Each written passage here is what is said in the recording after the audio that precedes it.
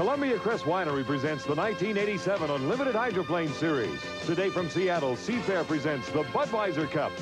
Brought to you by Ford. Have you driven a Ford lately? By Household Finance Corporation, America's #1 financial services company. And by U-Haul International. Rent it all at U-Haul Centers.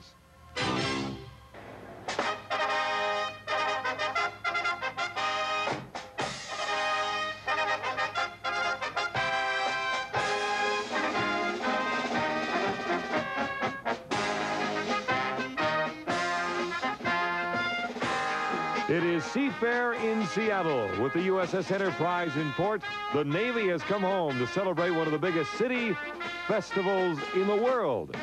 Hi, everybody, and welcome to the Great Northwest. We're in Seattle, Washington this week. I'm Don Poyer, along with Budweiser driver and current national points leader, defending world champion, Jim Kropfeld. There are two places, and I think Jim would agree, that have the most tradition, that being Detroit and right here in Seattle on Lake Washington. Those are also, Jim, probably two of the worst areas for water. I mean, it's just plain bumpy on both courses. What about Seattle? Well, you know, it's a lot of tradition here, and racing been here a long time, and the fans are really great.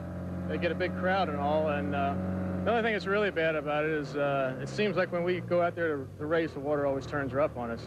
Testing, it's always pretty good, and I don't know what it is, the depth of the water or all the boats, but it gets kind of rough. So it's murder trying to adjust your wings and everything else. It is. You know, you're reaching for a switch and your hand's bouncing around. You can't grab anything. Okay. Well, in second place right now in national points is a team that is doing absolutely outstanding in 1987. That is Todd Yarling in the U-22. Let's go down to them with Jim Henrik right now.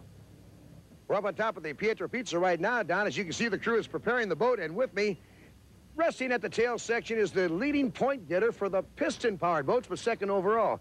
And that's a pretty big honor there, Todd Yarling. Yeah, the crew has really worked hard, and we've set the boat up. We've been real consistent, and that's it's paying off. We're having a lot of fun this year. It has to be, though, even though you're doing well, it has to be frustrating sometimes to know you can't beat the turbines unless you get mechanical help with the gremlins on their part. Yeah, that's true. You know, we've been down here every day. We're working harder, it looks like, and spending longer hours than anybody else down here, but we just don't have the equipment to go out there and be a front runner. But we're going to make sure they know we're out there. All right. Now let's check all the heat action of Heat 1A. How about it, Don? Jim, the Budweiser Cup here in Seattle marks for the first time in 1987. We have a full 12-boat field. Here's the rundown for 1A. First of all, out of Southern California, Sea Galley's Miss Crablegs, Ron Armstrong, the driver. Next, Ron Snyder, out of the state of Ohio, and the Holson Miss Madison, the U6. Milner Irvin, driving out of Coral Gables, Florida, driving the Frank Kenny Toyota Volvo Mazda. Todd Yarling, second in national points in the Pietro's Pizza. George Woods in his second trip to the Unlimiteds, driving the Oboy Alberto. And finally, Jim Kropfeld of the Miss Budweiser, falling just short of a course record at better than 139 miles per hour. And Jim, with the addition of one boat in your heat, let's take a look now at Heat 1B.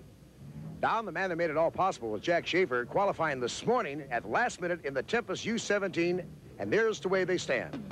So Jack Schaefer at 100.124 mile an hour. Mitch Evans in the U-15, the Rapid Transit, at 102.7. Jerry Hopp, Miss Jackpot Food Mart, if you will, at 106.0. Jack Berry, the rookie in Miss Rock KISW, at 109.7. And, of course, rounding out the field would be Chip Hanauer, second highest qualifier of the week in the Miller American at 130.7.